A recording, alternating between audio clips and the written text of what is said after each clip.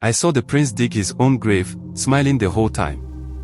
That's what I told the village elders when they found me. They didn't believe me at first. I wouldn't have believed myself if I hadn't seen it. The night still feels like a fever dream, but I know it happened. Let me explain. The prince, Adewale, was cruel. Everyone feared him. His father, the king, let him get away with anything.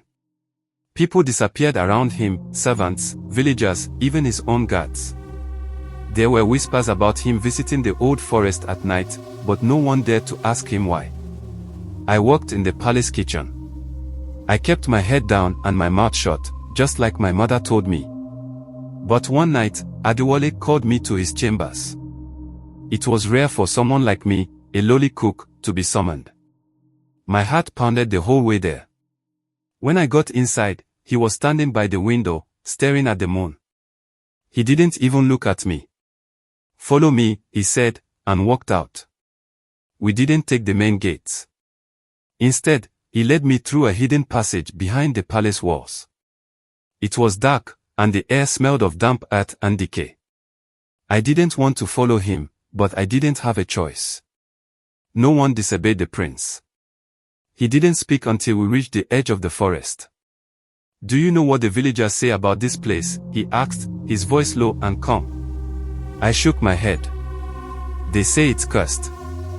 They say the forest eats people." He laughed, but it wasn't a happy laugh. It was cold and sharp, like a knife scraping bone. Then he handed me a shovel. "Dig," he said. I didn't ask why. I just started digging. The earth was soft, like it had been disturbed before. I tried not to think about what that meant. As I walked, I noticed something strange. The forest was too quiet. No crickets, no owls, nothing. Just the sound of my shovel and the prince humming a song I didn't recognize. When the hole was deep enough, he took the shovel from me. "Now, watch," he said. He jumped into the hole. I thought he was going to climb out, but instead, he knelt down and started digging with his bare hands. He didn't stop. He kept digging and digging until his hands were raw and bleeding. And he was smiling. That's when I saw it. The ground beneath him wasn't just dirt.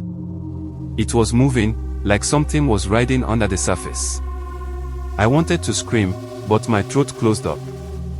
The prince looked at me, his smile wider than I thought a human face could stretch. "Do you see them?" he whispered. I didn't know what he meant, but then I saw them. Hands.